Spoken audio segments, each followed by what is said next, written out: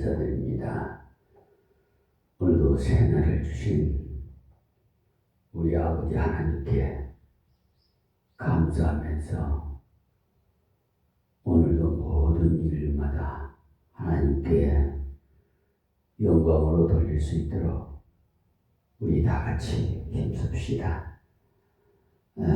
이 시간도 우리 아버지가 주시는 말씀 받는 반가운 시간이 돌아왔습니다. 이 민말의 종이 하나님의 정권 대사로서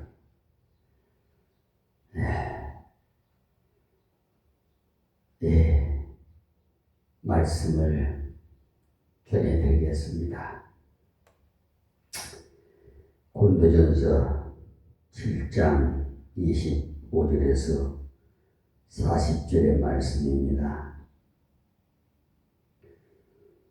처녀에 관하여 내가 주께 받은 계명이 없으되 주의 자비하심을 받아서 충성된 자가 되어 의견을 고하노니 내 생각에는 이것이 좋으니 곧 임박한 환난을 인하여 사람이 그냥 지내는 것이 좋으니라.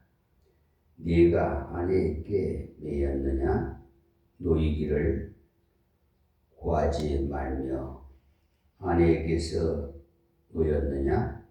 아내를 구하지 말라. 그러나 장가 가도 죄 짓는 것이 아니요 처녀가 시집가도 죄 짓는 것이 아니로되 이런 이들은 육신에 고난이 있으리니 나는 너희를 아끼노라. 형제들아, 내가 이 말을 하노니 때가 단축하여 단축하여 진 고로 이후부터 안에 있는 자들을 없는 자같이 하며 우는 자들은 울지 않는 자같이 하며 기쁜 자들은 기쁘지 않은 자같이 하며 매매하는 자들은 없는 자같이 하며 세상 물건을 쓰는 자들은 다 쓰지 못하는 자같이 하라. 이 세상의 형적은 지나감이니라. 너희가 염려 없기를 원하노라. 장가가지 않는 자는 주의 일을 염려하여 어찌하여야 주를 기쁘시게 할꼬 하되 장가간 자는 세상 일을 염려하여 어찌하여야 아내를 기쁘게 할꼬 하여 마음이 나누이며 시집가지 않는 자와 처녀는 주의 일을 염려하여 몸과 영을 다 거룩하게 하되 시집간 자는 세상 일을 염려하여 어찌하여야 남편을 기쁘게 할꼬 하느니라. 내가 이것을 말하면 너희의 유익을 위함이요 너희에게 올무를 놓으려 함이 아니니 오직 너희로 하여금 이치에 합하게 하여 분요함이 없이 주를 섬기게 하여 함이라. 누가 자기의 처녀딸에 대한 일이 이치에 합당치 못한 줄로 생각할 때에 홍기도 지나고 그같이 할 필요가 있거든 마음대로 하라. 이것은 죄 짓는 것이 아니니 혼인하게 하라. 그러나 그 마음을 굳게 하고 또 부득이한 일도 없고 자기 뜻대로 할 권리가 있어서 그 처녀 딸을 머물러 두기로 마음에 작정하여도 잘하는 것이니라. 그러므로 처녀 딸을 시집 보내는 자도 잘하거니와 시집 보내지 아니하는 자가 더 잘하는 것이니라. 아내가 그 남편이 살 동안에 매여 있다가 남편이 죽으면 자유하여 자기 뜻대로 시집 갈 것이나 주 안에서만 할 것이니라. 그러나 내 뜻에는 그냥 지내는 것이 더욱 복이 있으리로다. 나는 또한 하나님의 영을 받은 줄로 생각하노라. 아멘. 고린도전서 7장 25절에서 40절까지 무려 말씀을 봉독해 드렸습니다. 이 말씀을 이제는 하나하나 풀어서 여러분들이 은혜가 되도록, 이해가 돼야 은혜가 되겠죠. 귀담아 들으시고 많은 은혜가 받는 시간 돼서 남은 생애를 더욱 하나님께 상을 쌓는 여러분이 되기를 바랍니다. 앞에서 말씀대로 고린도 교회가 많은 문제를 가지고 있었는데 그 이유가 신앙의 지식이 부족해서 말씀으로 신앙이 자라지 못해서 문제가 많이 일어났어요. 그 문제 중에 두 가지로 표식적으로 드러났는데 그 하나는 음행이고 하나는 탐욕에 빠져서 물질 문제로 형제를 세상 걱정에다 송사를 했다는 것이었습니다. 우리가 이 땅을 살아가는 동안에 육신의 정욕과 물질의 탐욕 이 두 가지가 하나님 뜻대로 사는데 방해거리가 자주 됩니다. 이 두 가지는 나쁜 것이 아닙니다. 결혼한 부부간의 성생활은 나쁜 것이 아닙니다. 그러나 잘못 사용할 때는 아주 나쁜 것이 돼요. 물질도 마찬가지로 나쁜 것이 아닙니다. 다만 돈을 사랑함이 일만하게 뿌리라고 했으니 하나님보다 돈을 더 사랑하고 형제보다 돈을 더 사랑하는 것이 일만하게 뿌리가 되는 것이지요. 바울이 이런 것을 교훈하는 중에 음행을 막는 길은, 즉 성범죄에 빠지지 않는 길은 건전한 가정생활을 유지하는 것임을 말한 것이었어요. 소극적으로 죄를 안 짓는 교훈만 한 것이 아니고 그런 죄에 빠지지 않는 깊은 건전한 가정생활을 하는 것임을 교훈해 주셨어요. 그래서 모든 남자들은 장가가서 아내를 두는 것이 정상이라고 했어요. 하나님께서 사람을 만드실 때 남자와 여자로 만드셨기 때문에 창조의 원리가 그러한 겁니다. 혼자 지내는 것이 좋으나 인간이 범죄한 이후에는 성적인 타락이 일어나기 쉬우므로 하나님께서 범죄를 방지하기 위해서도 가정을 주셨다고 했어요. 성경에는 우리의 가정 기초적인 생활이 문제나 또 우리 생활 속에서 보통은 잘 말하지 않는 문제까지 실질적으로 기록하고 있습니다. 그러니까 성경은 이론의 책이 아니고 사실의 책이에요. 앞에서 배운 대로 부부간에는 기도할 틈을 얻기 위해 분방을 하더라도 의논해서 할 것이지 제 마음대로 하지 말 것을 말씀함으로써 철저한 가정생활을 할 것을 말씀해 주셨어요. 그러니 이 말씀을 잘못 이해하면 결혼 애찬론이 되고 또 잘못 이해하면 독신 애찬론이 될 수가 있는데 결혼 애찬론도 아니고 독신 애찬론도 아닙니다. 각자가 받은 은사가 다르기 때문에 어떤 사람은 결혼하지 않고 살 수 있는 은사를 받았고 어떤 사람은 결혼을 해야 자연스러운 사람이 있습니다. 그러나 대부분의 사람은 결혼하는 부류에 속하는 겁니다. 8절에서 16절까지는 가정에 문제가 들어왔을 경우에 어떻게 해결하느냐에 관한 말씀으로 결혼한 후에 한쪽이 먼저 예수를 믿었을 경우 어떻게 해야 되는가에 대한 말씀으로서 신앙생활에 도저히 살 수가 없다면 자매든지 형제든지 이혼할 수 있다는 것을 말씀했어요. 말하자면은 예수 믿는 것 때문에 못 살겠으니 이혼하자고 하거들랑 이혼하라는 거예요. 그러나 가능하면은 어려움을 참고 그를 전도하도록 힘쓰라는 겁니다.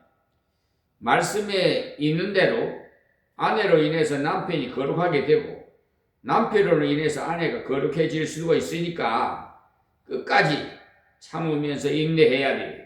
특히 불신으로 있다가 예수를 믿었다면 99%가 이혼을 안 해야 됩니다. 많은 투쟁이 있더라도 참으로 전도하도록 힘써야 합니다.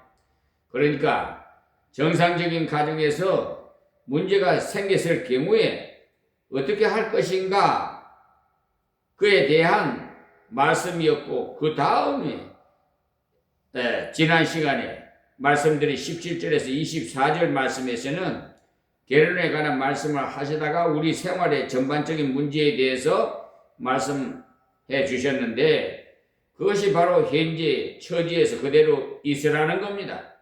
하나님께서 현재 주신 은사대로 걸어가라, 이 말씀이 할례자로 부르심을 받았거든 그대로 걸어가고, 무할례자로 부름을 받았거든 그대로 걸어가라는 거예요.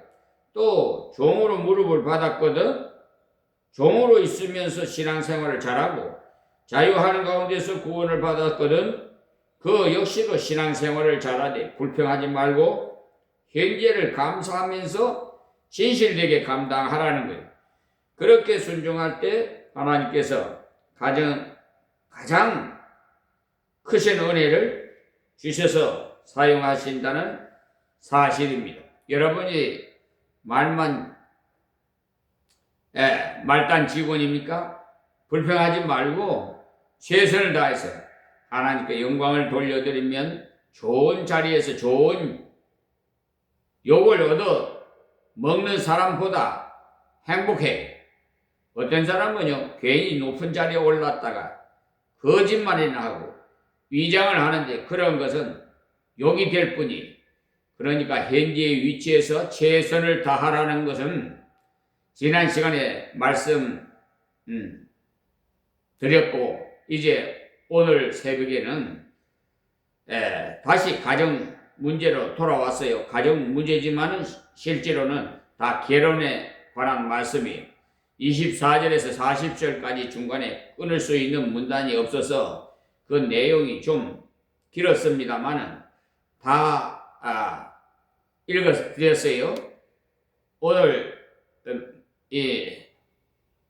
묵상한 이 말씀에서는요, 처녀 총각에 대한 말씀과 어울려서 남편과 사별한 사람, 또 아내와 사별한 사람은 어떻게 지내는 것이 좋은지, 즉 다시 결혼을 할 것인가에 대한 말씀이에요.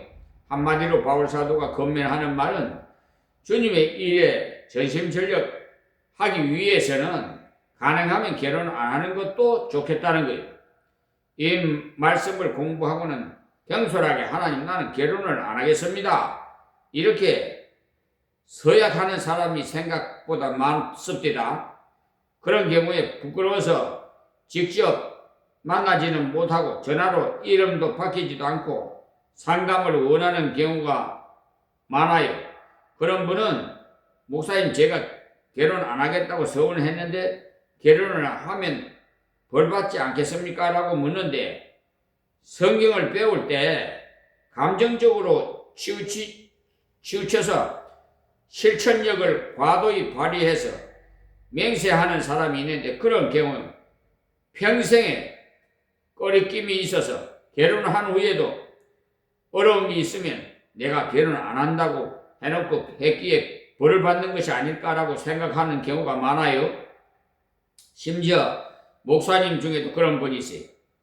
젊을 때 결혼 안 한다고 했는데 이리저리 밀려서 결혼을 했다면서 성경을 바로 모르다 보니까 그런 오류를 범하게 되는데, 말씀을 올바로 자세로 새로운 배움으로 결혼 정년기에는 또 남을 지도할 때도 이 말씀 따라서 건전하게 인도해야 돼요. 여기 내용도 독신으로 지내는 것이 좋은가 아니면 결혼하는 것이 좋은가, 그것을 강조하는 것이 아닙니다. 어떻게 하면 전심전력해서 주님을 기쁘시게 할까? 그 키포인트는, 그 핵심은 그거예요. 내 생명을 구원해 주신 주님을 위해서 살까? 그것을 강조하는 거예요. 구원받기 위해서가 아니고 이미 구원은 받았습니다. 자, 25절이요. 처녀에 대하여는 내가 주께 받은 계명이 없으되 그랬어요. 이 말씀은 예수님께서 총각으로 지내라든지 처녀로 지내라는 직접적인 계명을 주신 일이 없었다는 겁니다. 음행한 연고 위에는 이혼을 못한다는 말씀을 하셨지만은 결혼하지 말아라는 말은 없었어요. 그러나 총각에 대해서는 혹 선천적으로 고자된 자나 사람이 만든 고자도 있고 주의 나라를 위해서 스스로 고자된 자도 있다는 약간의 교훈을 있었지만은 전의에 대해서는 한마디도 친히 계명으로 말씀한 것은 없었습니다. 그래서 계명은 없으되 주의 자비하심을 받아서 충성된 자가 되어 의견을 고하노니라고 했어요. 그러니까 결코 얽매기 위해서 하는 말이 아니라는 겁니다. 주님의 사랑으로 주의 나라를 위해서 살기 위해 제일 효과적이고 좋은 길을 말하겠다는 겁니다. 바울 자신이 하나님 앞에 충성된 자인데 다른 사람도 자기처럼 충성된 자 되기를 바라서 권한다는 겁니다. 하나님께서 충성되이 여겨서 자기에게 사도를 맡기셨음을 아는 바울이 우리도 마찬가지 우리가 충성된 자였기에 그렇다고 하신 것이 아니라 충성되어 여겨서 직분을 주신 것입니다. 디모데전서 1장 12절에 그런데 바울을 충성되이 여겨 은혜 주셨는데 구원받은 후에 정말 충성된 자가 되었습니다. 우리도 그래야 돼. 우리는 아무 자격이 없는데 하나님께서 너는 내 아들이라 내 딸이라 이렇게 불러주셨거든요. 은혜로 불러주셨으니까 놀아도 되는 것이 아닙니다. 그러니까 말씀의 이해를 잘해야 돼요. 하나님의 자녀답게 살라고 하나님께서 기도하며 순종해야 돼요. 바울은요 충성된 자가 되어 의견을 구한다고 하면서 너희도 충성된 자가 되라고 했잖아요. 그래서 26절에 내 생각에는 이것이 좋으니 임박한 환난을 위하여 사람이 그냥 지내는 것이 좋으니라 그랬어요. 임박한 환난이라는 건 이 말씀을 잘 이해해야 합니다. 이때는 핍박 시대였어요. 초대교회 때는요 예수 믿었다 하면 직업을 잃어버리기도 하고 동네에서 쫓겨나기도 하고 심지어는 생명을 위협을 받기도 하는 이런 일들이 비일비재했습니다. 마태복음 24장에서 예수님께서 말씀하시기를 마지막 날에 젖먹이는 자들과 아이배한 자들에게 특히 많은 환난이 있다고 했지요. 왜냐하면 돈은 급하면 내버리면 되는데 자식은 내버릴 수가 없잖아요. 아이를 뵌 여인이 그 아이를 어떻게 할 수도 없고 실제로 아이 뵌 여인이나 젖먹이를 가진 여인이 피난을 가야 한다면은 그야말로 고통스럽지 않겠어요? 6.25 때 피난 갈 때도 아이가 울면은 죽음을 당할 수가 있고요. 아이가 울면 입을 막기도 하고 또 심지어는 우는 아이를 죽이는 수도 있었어요. 이북에서 오신 분들 말을 들어보니까 바울이 이 편지를 쓸 그 당시에는 환란이 바로 임박했을 때였어요. 그래서 지금 결혼할 것이 아니라 좀 기다려서 평화가 올 때 결혼하는 것이 더 낫지 않느냐 그 말입니다. 지금도 마찬가지예요. 만약에 지금 막 전쟁이 터질 판에 결혼을 한다면 괴로움이 더 따를 것 아니겠어요? 어른들은 몽달귀신 되리라 싶어서 전쟁이 일어날 기미가 보이면 서둘러 결혼을 시키는 경우도 있습니다. 그러다가 과부를 만들지요. 옛날에 실제로 그랬거든요. 그러나 성경은 얼마나 건전한지를 보십시오. 환란의 때는 결혼을 하지 말고 기다리는 것이 현명하다는 거예요. 환란이 그치고 평화가 왔다면 결혼하는 것이 정상이고 그러나 전쟁이 오늘 내일 날 것이라면 남자가 언제 군대에 잡혀갈지 모르니까 기다리는 것이 차라리 나을 것 아니겠어요? 바로 그 말이에요. 바울도 애들을 아껴서 하는 말인 거죠. 결혼해서 아이가 딸리면은 피난 가기도 너무 힘들고 고통에 빠질 가능성이 있으니까 임박한 환란이 있음으로써 그냥 지내는 것이 낫지 않느냐 이 말씀이에요.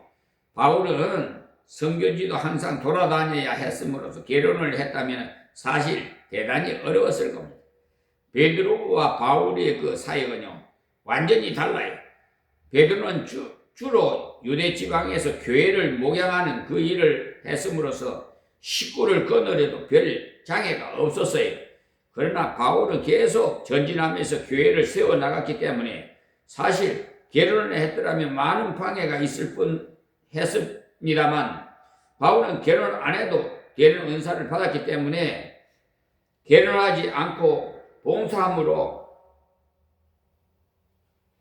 귀한 열매를 맺은 것입니다. 임박한 환난을 인하여 사람이 그냥 지내는 것이 좋으니라 그랬어요. 바울 자기 경험으로나 그 당시의 상황을 한 말이에요. 자, 27절이에요. 네가 아내에게 매였느냐? 너의 길을 구하지 말며 했느냐? 무슨 말이냐면요, 이미 결혼을 했는데 환난 날에 헤어지자고 하지 말아라는 겁니다. 결혼한 자체가 하나님께서 환난을 당할 때 가족이 함께 걸어갈 길을 여시고 함께 하신다는 사실을 믿음으로 행동하는 것이 하나님의 뜻입니다. 그러나 일부러 헤어진다든지 이혼하는 것은 잘못하는 것이니까 결혼한 상태로 그냥 있으라는 거예요. 현재의 행편에서 주님 뜻대로 걸어가는 것이 중요한 것입니다. 아내에게 뭐였느냐? 아내를 구하지 말라. 혹시 아내가 죽었다든지 그럴 경우에 환난이 임박할 때 결혼할 것이 아니라 기다리는 것이 좋다는 겁니다. 이 말씀은 그때의 상황과 그 원리를 바로 알면은 별로 무리가 해석이 안 되는데 문자대로만 보고 해석하면은 엉뚱한 말을 하기가 쉬워요. 자, 28절 말씀에 그러나 장가가도 죄 짓는 것이 아니요 처녀가 시집가도 죄 짓는 것이 아니로되 이런 이들은 육신에 그러니까 고난이 있으리니 나는 너희를 아끼노라 그랬어요. 아무리 환난이 임박했더라도 결혼을 안 하거나 안 되겠다면은 독신으로 살 은사가 없다면 결혼을 하라는 거예요. 시집 장가 가는 것이 죄가 아니니까 하라는 거예요. 가톨릭에서는 결혼 안 하고 동정으로 있는 것이 특별한 능력이 있는 것처럼 여기서 신부나 수녀가 되면은 결혼 못 하도록 했어요. 그러나 그 금지 때문에 많은 범죄가 일어났다는 사실을 아세요? 바울이 한 말은요, 원리적으로 봐서 결혼 안 하는 것이 환난 때에는요, 좋지만 그렇다고 장가가도 죄가 아니고 시집가도 죄가 아니라는 겁니다. 결혼하고 나면은 자녀 때문에 가족 때문에 육체의 고난이 많이 따르기 때문에 한 말이라는 거예요. 결혼을 했다고 하나님의 일을 못하는 것이 아니고 그만큼 고생이 더 많다는 거예요. 그러나 고생이 많아도 죄를 안 짓도록 결혼하는 것이 나은 사람이 대부분이에요. 그래서 결혼은 금지하지 않습니다. 결혼에 대해서는 아주 자연스럽게 자기가 받은 은사를 따라서 정상적으로 취급해야 돼. 이렇게 해놓고 또 원리적인 말씀을 하는데 앞에서와 같이 그 논법이 비슷해요. 29절에요. 형제들아 내가 이 말을 하노니 때가 단축하여진 고로 이후부터는 안에 있는 자는 없는 자 같이 그러니까 이미 결혼한 사람에게 때가 단축하여진 고로라고 말한 것은요. 주님 오실 때가 다 되었으므로 세속에 치우치지 말라는 것입니다. 아내가 있으나 없으나 다 같이 주님을 섬기는 일에 전력을 해야겠는데 가정생활로 인해서 주님을 옳게 못 섬긴다는 식으로 나가서는 안 된다는 겁니다. 그래서 아내가 있으나 남편이 있으나 주님을 섬기는 일에 최선을 다해 나가야 돼요. 뒤에 보면은 결혼한 사람은 주님을 기쁘시게 하려는 것보다는 남편이나 아내를 기쁘시게 하려고 애를 쓴다고 했습니다. 이 말씀을 잘못 이해하면 독신 애찬론인 자가 되기 쉬운데 디모데전서의 말씀을 참고해 보면은 4장 1절에서 15절까지 당시에 일어났던 극단주의에 대해서 경고하는 내용입니다. 이 디모데전서는요 고린도서보다도 훨씬 뒤에 써졌어요. 그러나 성령이 밝히 말씀하시기를 후일에 어떤 사람들이 믿음에서 떠나 미혹해 하는 영과 귀신의 가르침을 쫓으리라 하셨으니 자기 양심이 화인 맞아서 위시감으로 거짓말을 하는 자들이라 그랬어요. 양심이 하나님 앞을 떠나니까 굳어져서 거짓말을 하면서도 눈도 하나 깜빡하지 않고 한다는 거예요. 누가 이렇다는 말이냐? 말씀을 가르치는 사람이 그렇다는 거예요. 목사가. 요사이만 그런 자가 없는 것이 아니라 지금으로부터 2000여 년 전에 그런 일이 벌써 있었다는 거예요. 앞으로도 그런 일이 있을 거예요. 화인 맞은 자들이 눈도 하나 깜빡하지 않고 거짓말을 하기를 혼인을 금하고 식물을 피하라 할 터이나 라고 했어요. 결혼하는 것이 죄라는 식으로 말하고 또 금식을 좋아해서 걸핏하면 금식하는 사람이 나온다는 거예요. 이런 사람을 잘못 보면은 대단히 신령해 보이지요. 그 때문에 너무 신령해 보이는 것을 조심해야 됩니다. 성경적으로 신령해야지 사람의 판단으로 신령해 보인다고 따르면 안 돼요. 우리 한국 사람들은 40일 금식했다고 하면 입을 벌리는 사람이 많아요. 왜 그러냐 하면 자기는 도저히 안 하는데 그 사람은 했으니 어떻게 그런 하고 신령한 사람이라고 여기는데 40일 금식을 자기를 복종시켜서 주님께 깊은 기도를 하기 위해서 했다면 3번, 4번 한 것은 잘한 것이지요. 자랑만 안 한다면요. 아무 자랑 없이 혼자 40일 금식했다면 그야말로 귀한 것이죠. 하나님 앞에 자기가 죽었을 테니까 말이에요. 그렇게 집회 포스터에다가 40일 금식 기도를 몇 번이나 해서 권능받은 목사 누구가 어쩌고 하거들랑 한물간 목사님으로 보면 틀림없습니다. 금식은 그렇게 드러내려고 하는 것이 아니거든요. 마태복음 6장 16절에서 18절 말씀을 참고하십시오. 혼인을 금하고 식물을 피하라 할 터이나 식물은 하나님이 지으신 바니 믿는 자들과 진리를 아는 자들이 감사함으로 받을 것이니라 그랬어요. 음식을 감사함으로 먹고 힘을 얻어야죠. 그리고 하나님이 지으신 모든 것이 선함에 감사함으로 받으면 버릴 것이 없나니 하나님 말씀과 기도로 거룩하여짐이니라 그랬어요.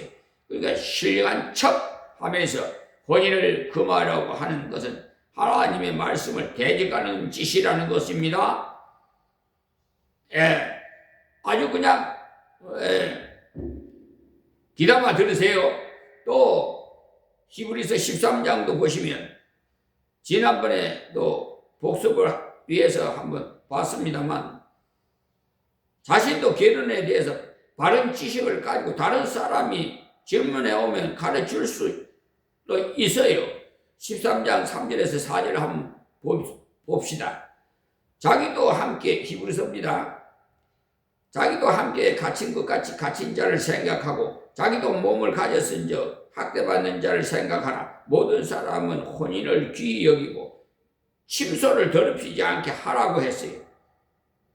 거기는 모든 사람이라고 했으니까 일반적으로 누구든지 결혼을 생활을 결코 정죄하지 말라는 거예요.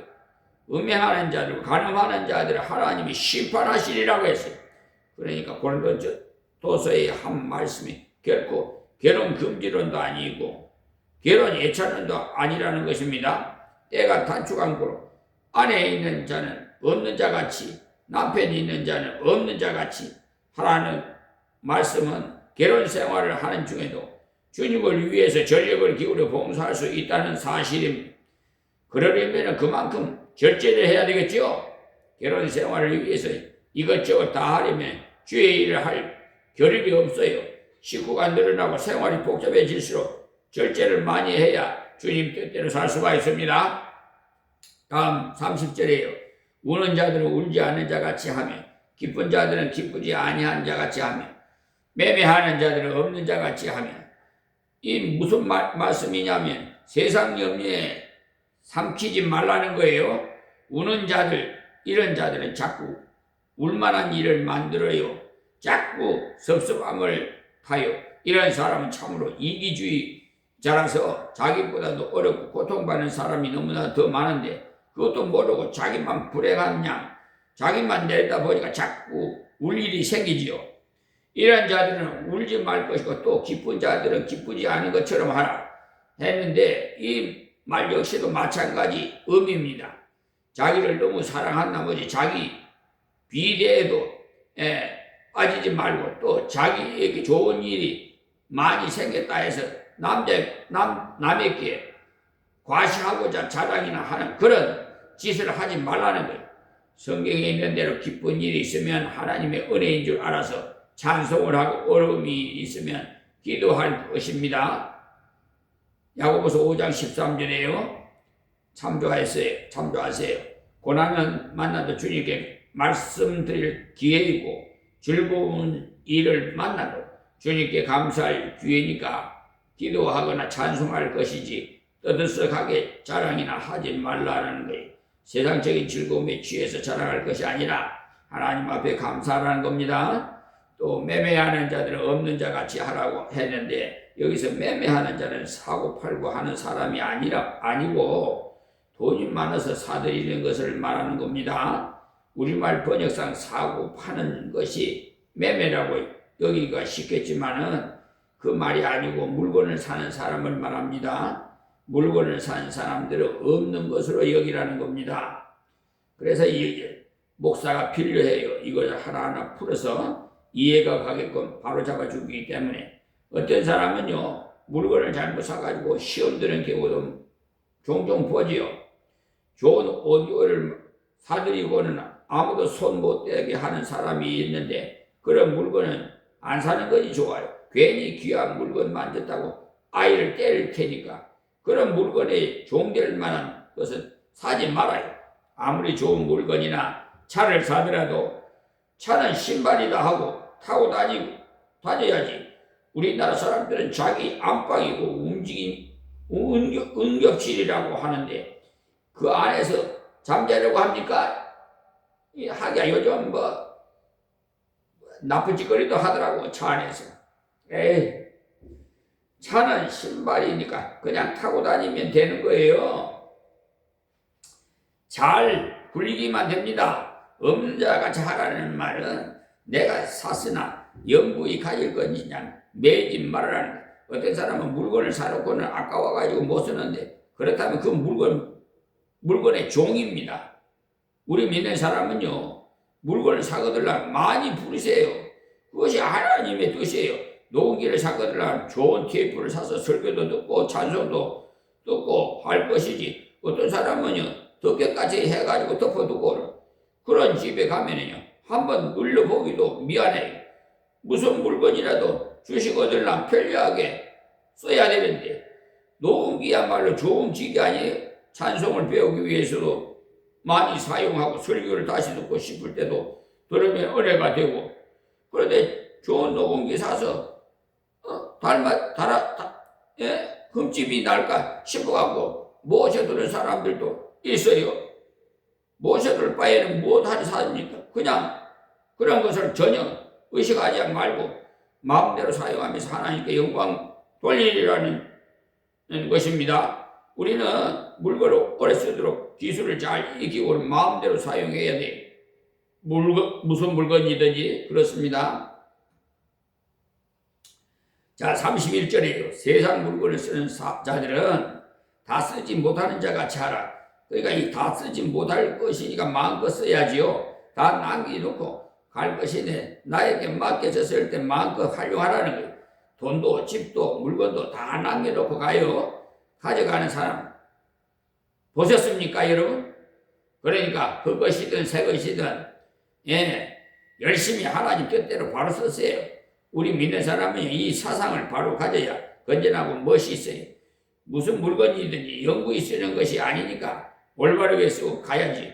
잠시 맡은 것임을 알고 효과적으로 사용하세요. 이상하게 잠시 맡은 것을 괜히 더 해보고 싶어 해요. 뭐 영어 테이프를 샀다면 그렇게 열심히 듣지 않을 것인데 빌려왔으니까 며칠 안에 다 듣고 갖다 줘야 한다 싶으니까 열심히 듣던데요. 남의 것이니까 좀 다르면 어떠냐 하는 심보가 합해가지고 하여튼 자기 거는 아주 그냥 아끼고 남의 거는 그냥 마음대로 써도 된다는 그런 나쁜 심보는 버려야 돼.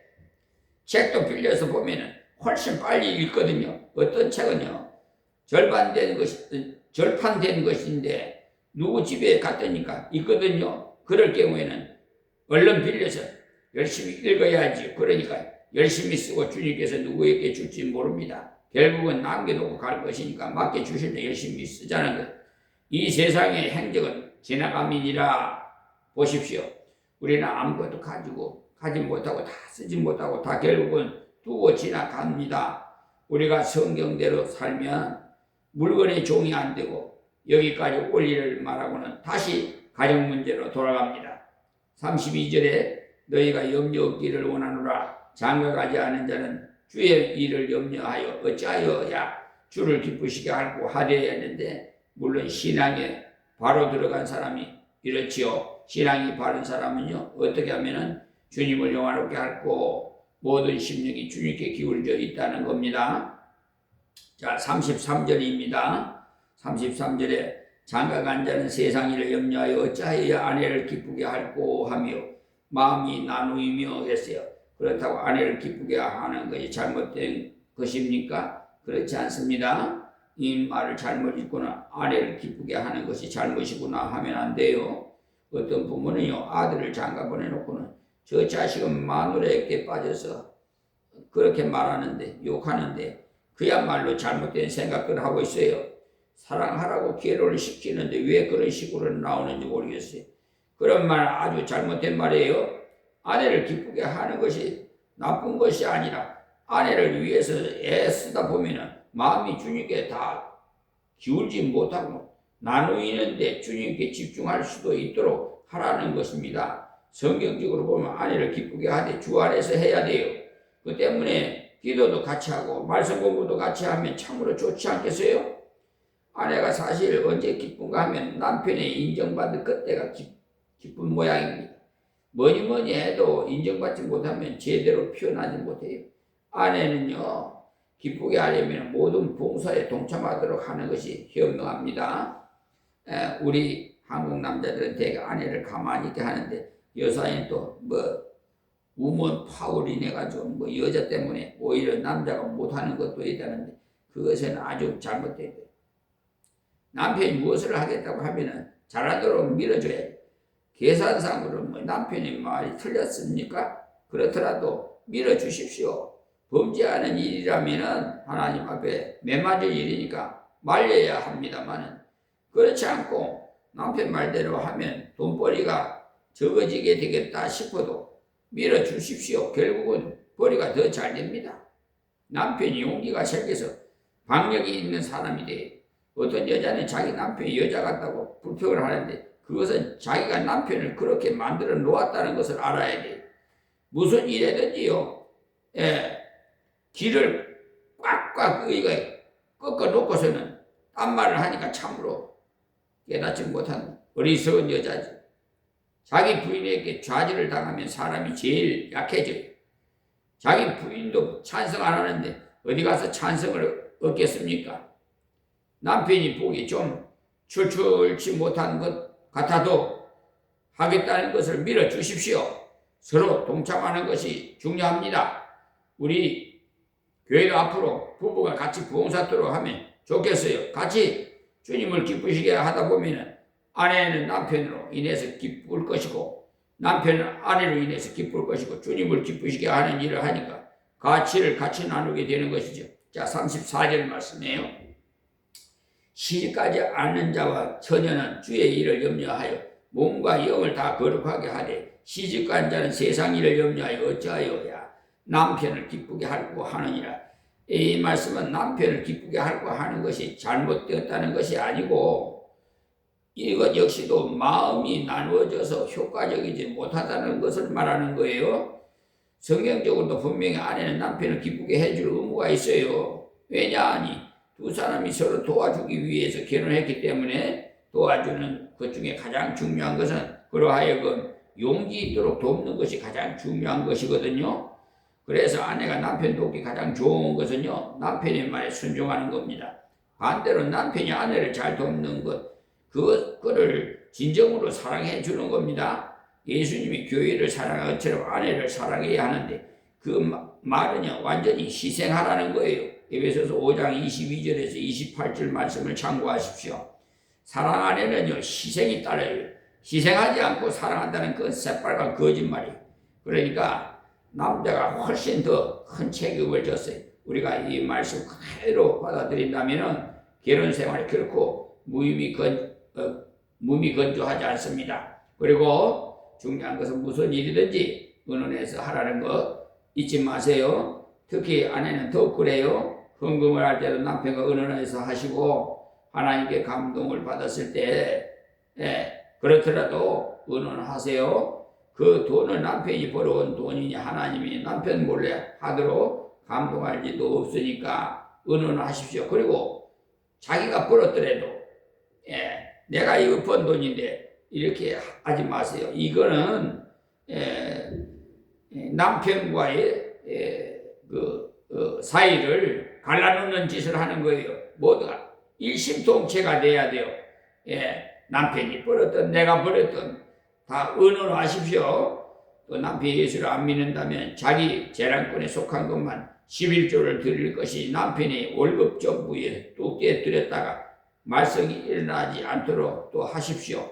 또 돈을 교회에다 다 갖다 주느냐는 말을 안 듣도록 말입니다. 그렇게 되면 하나님의 영광을 다 가려요. 헌금 드릴 일이 있거들랑 남편에게 양해를 구하고 하나님께는 11조를 바치는데 당신은 월급이 50만 원이니까 5만 원을 바쳐도 되겠습니까? 의논을 하십시오. 바쳐야 된다고 고집할 것이 아니라 나도 교회 집사가 되었으니까 11조를 꼭 드리고 싶은데 당신 생각 어떻습니까? 허락을 해주면 고맙겠다고 말하면 안 돼야 하고 야단치지만 어떤 사람은요 기분이 좋아서 당장 허락한답니다. 몰래 살살 내는 줄 알았다가 허락을 받으려는 것을 보니까 자기를 남편으로 인정해 주는 것이니까 기분이 좋다는 것이죠. 그러니까 성경적인 원리를 따라서 해야 돼요. 서로서로가 존중이 여기려면 대화가 제일 중요해요. 특별 헌금을 이렇게 드릴 경우도 더욱 기도하고 의논해야 돼요. 설교를 듣다가 감동받았다고 해서 단장 그 자리에서 작정을 하는 것 때문에 말다툼이 생겨서 티격태격하면 그 일로 오히려 하나님 영광 다 가리. 하나님께서 돈 때문에 요구하시는 것이 아니기 때문에요. 저는 성경을 아무리 연구해봐도 하나님이 돈이 없어서 요구하시는 곳은 못 찾아봤어요. 천지와 만물이 다 하나님의 것이라. 그러니까 천산에 것이 다 내 것인데 내가 왜 너희가 드리는 염소 피를 마시겠느냐 하셨거든요. 시편 50편 9절에서 15절 말씀 보세요. 하나님께서 우리의 감사하는 마음을 보시려는 거죠. 그 때문에 의논해서 하십시오. 특히 안 믿는 남편일 경우에 더욱 그렇고요. 자기가 월급을 받는 직장 여인이라면 그야 자기가 월급에서 떼어드리면 됩니다만 그렇지 않을 경우는 자기의 재량에 있는 것만 11조를 드려야 돼요. 그렇게 하는 것이 남편을 존중히 여기는 태도예요. 불신 남편이라고 마귀 자식인데 어떻게 하나님께 드릴 것을 의논하나 그런 식으로 나가지 말아요. 하나님께서 전도 대상으로 주신 남편인데 왜 그렇게 생각을 해요? 아내가 남편을 기쁘게 하되 주님을 섬기는데 서로 방해가 안 되도록 하라는 거예요. 자 35절에요. 내가 이것을 말하면 너희 유익을 위하며 너희에게 올무를 놓으려 함이 아니니 그랬어요. 올무라는 것은 사람 잡는 것이니까 사람을 잡으려고 이 말을 하는 것이 아니라 어쨌든 신앙생활 더 잘하도록 하려는 말이라는 것입니다. 그러니까 이 말을 듣고 시험에 빠져서 결혼을 할까 말까 갈등이 생기거들랑 안 된다는 것입니다. 바울 사도가 얼마나 조심성 있게 썼습니까? 그런데 한쪽만 알고는 치우쳐서 강조해버리면 엉뚱한 말이 나와 이단이 돼버리고 성경을 읽을 때는 꼭 동그라미에서 동그라미가 있는 곳까지 읽을 것이지 한 줄만 읽고는 이 말 저 말 하면 안 돼요. 한 줄만 읽고는 줄줄 잘못 그으면요 다른 성경 구절이 죽는 수가 있고 줄 그은 곳만 강조되니까 뜻을 잘못 깨닫게 되는 경우가 있어요. 그러니까 언제나 성경을 읽을 때는 말씀의 흐름을 알고 중심을 알아야 돼요. 너희에게 올무를 놓으려 함이 아니니 오직 너희로 하여금 이치에 합하게 하여 분요함이 없이 주를 섬기게 하려 함이라 그랬어요. 혼돈 없이 주님을 섬기자는 겁니다. 진리를 따라서 결혼할 사람을 하고 결혼 안 해도 될 사람은 안 하고 어쨌든지 주님을 더 높이기 위해서 할 말이지 혼돈되라고 한 말 아닙니다. 그것도 모르고 혼돈에 빠져 이럴까 저럴까 하고 시간을 보낸 사람이 있는데 아무래도 자기가 결혼을 해야 할 사람인지 안 해야 할 사람인지 자기가 제일 잘 알아요. 그러니까 결혼해야 할 사람은 이런저런 고민을 하지 마시고 결혼을 하십시오. 결혼 안 할 사람이야 몇천 명 중에서 한두 사람이지 많지 않아요. 왜냐면 하나님이 다 짝지어서 하나님 이렇게 창조의 법칙이 그렇잖아요. 그래서 번성해서 모든 만물을 정복하고 다스리라고 했잖아요. 그리고 또한 복 중에 자손복이 얼마나 큰데요. 자, 36절입니다. 누가 자기의 처녀 딸에 대한 일이 이치에 합당치 못한 줄로 생각할 때 홍기도 지나고 그같이 팔 필요가 있거든 마음대로 하라. 이것은 죄 짓는 것이 아니니 혼인하게 하라. 홍기가 지났다는 말은 홍기가 넘어갔다는 말이 아니라 결혼할 충분한 연령이 돼서 결혼 정년기가 되었다는 겁니다. 독신으로 두는 것이 이치에 합당치 못할 그렇게 않게 여기에 결혼 정년기가 되었으면은 결혼을 시키라는 거죠. 부모가 보면 압니다. 어떤 아이는 고등학교 다니면서 이성에 많은 관심이 있고 어떤 아이는 중학생인데도 이성에 관심이 온통 가 있고 그렇거든요. 그런 아이는요 연령이 차고 취직이 되면 얼른 결혼을 시켜주는 것이 좋아요. 오래 끌다가는 득될 것 하나도 없어요. 자 37절에요. 그러나 그 마음을 굳게 하고 그랬어요. 본인이 나는 주님을 위해 결혼을 안 해야지 하는 마음이 자꾸 생긴다면 그 마음을 굳게 하고 부득이 한 일도 없고 그랬어요. 경제적인 문제라든지 가정적이라든지 결혼을 안 하면 곤란하지 않다면 그 말이에요. 자기 뜻대로 할 권리가 있어서 그 처녀 딸을 이렇게 머물러 두기를 작정하여도 잘하는 것이라 그랬어요. 그러니까 부모가 딸을 잘 다스릴 수도 있으면 잘 컨트롤 할 수 있도록 결혼 안 시켜도 된다는 겁니다. 대신에 마음을 굳게 하는 본인의 의사가 분명해야 합니다. 그렇지 않고 부모가 강제로 결혼시키지 않는 것은 큰 잘못이라는 거예요. 부모가 결혼에 대해서 자식에게 절대로 안 된다는 말을 함부로 못합니다. 자기 마음에 안 든다고 그런 말 못해요. 결혼은 자식이 하는 것이지 부모가 하는 건 아니거든요. 부모는 최선을 다해서 인도해 주는 것 뿐이지 끝까지 부모의 의사를 관철시키는 것은 하나님께서 기뻐하시지 않습니다. 성경에는 본인의 의사를 존중하도록 되어 있어요. 38절요. 그러므로 처녀 딸을 시집 보내는 자도 잘하거니와 시집 보내지 아니하는 자가 더 잘하는 것이니라. 이 말씀은 결혼 안 하고 주님을 위해서 일한다면 더 효과적으로 집중해서 주의 일을 할 수가 있으니까 더 잘하는 것이라는 겁니다. 그렇다고 독신을 장려하는 것이 아닙니다. 독신도 귀중한 은사입니다. 다음 구절은 결혼해서 살다가 남편을 잃은 문제에 대해서 말씀을 하는데 이것을 보면 성경이야말로 얼마나 실질적인지 모릅니다. 39절입니다. 아내가 그 남편이 살 동안에는 매여 있다가 남편이 죽으면 자유하여 자기 뜻대로 시집갈 것이나 주 안에서만 할 것이니라 그랬어요. 남편이 살아있을 동안에는 절대로 정절을 지키되 남편이 죽었을 경우도 부모의 강요에 의해서가 아니라 분명히 자기 뜻대로 결혼해야 한다는 겁니다. 그러니 본인의 의견에 존중되어야 한다는 거죠. 재혼할 경우 반드시 믿는 사람과 할 것이지 불신 결혼은 있을 수가 없다는 것을 못 봤습니다. 40절이에요. 그러나 내 뜻에 그냥 지내는 것이 더 복이 있으리로다. 나도 또한 하나님의 영을 받은 줄로 생각하노라 그랬어요. 가능하면 재혼하지 않고 자녀들을 양육하고 교회를 봉사하는 것이 더 복되다는 겁니다.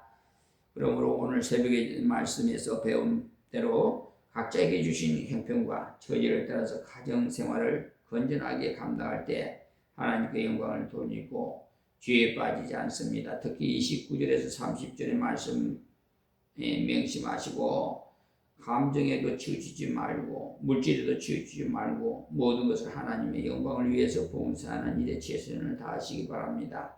우리의 감정도 주님께 바쳐서 찬양을 드리고요.